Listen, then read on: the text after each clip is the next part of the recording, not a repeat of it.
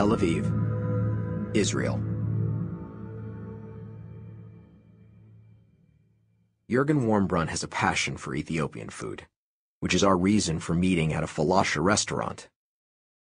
With his bright pink skin and white, unruly eyebrows that match his Einstein hair, he might be mistaken for a crazed scientist or college professor. He is neither. Although never acknowledging which Israeli intelligence service he was, and possibly still is, employed by, he openly admits that at one point he could be called a spy. Most people don't believe something can happen until it already has. That's not stupidity or weakness. That's just human nature. I don't blame anyone for not believing. I don't claim to be any smarter or better than them. I guess what it really comes down to is the randomness of birth. I happen to be born into a group of people who live in constant fear of extinction.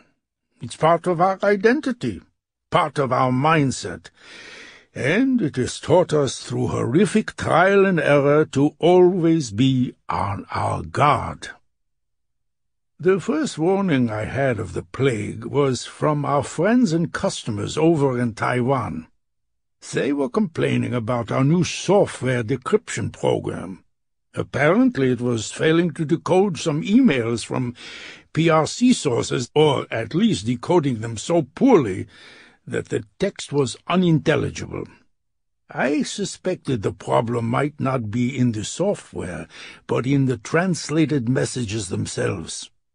The mainland Reds, I guess they weren't really Reds anymore, but what do you want from an old man? The Reds had a nasty habit of using too many different computers from too many different generations and countries. Before I suggested this theory to Taipei, I thought it might be a good idea to review the scrambled messages myself. I was surprised to find the characters themselves were perfectly decoded, but the text itself, it all had to do with a new viral outbreak that first eliminated its victim, then reanimated his corpse into some kind of homicidal berserker. Of course, I didn't believe this was true, especially because only a few weeks later the crisis in the Taiwan Strait began, and any messages dealing with rampaging corpses abruptly ended. I suspected a second layer of encryption, a code within a code. That was pretty standard procedure, going back to the first days of human communication. Of course, the Reds didn't mean actual dead bodies. It had to be a new weapon system or ultra-secret war plan. I let the matter drop, tried to forget about it. Still, as one of your great national heroes used to say, my spider sense was tingling. Not long afterward, at the reception for my daughter's wedding, I found myself speaking to one of my son-in-law's professors from Hebrew University. The man was a talker, and he had a little too much to drink. He was rambling about how his cousin was doing some kind of work in South Africa, and had told him some stories about golems. You know about the golem, the old legend about a rabbi who breathes life into an inanimate statue? Mary Shelley stole the idea for her book Frankenstein. I didn't say anything at first, just listened. The man went on blathering about how these golems weren't made from clay, nor were they docile and obedient. As soon as he mentioned reanimating human bodies, I asked for the man's number. It turns out he had been in Cape Town on one of those adrenaline tours, shark feeding, I think it was. He rolls his eyes. Apparently the shark had obliged him, right in the tochus, which is why he had been recovering at Route Sur when the first victims of Khayelitsha Township were brought in. He hadn't seen any of these cases firsthand, but the staff had told him enough stories to fill my old dictaphone. I then presented his stories along with those decrypted Chinese emails to my superiors.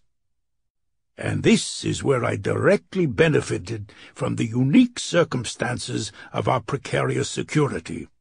In October of 1973, when the Arab sneak attack almost drove us into the Mediterranean, we had all the intelligence in front of us, all the warning signs, and we had simply dropped the ball. We had never considered the possibility of an all-out, coordinated, conventional assault from several nations, certainly not on our holiest of holidays. From 1973 onward, if 9 intelligence analysts came to the same conclusion, it was the duty of the 10th to disagree.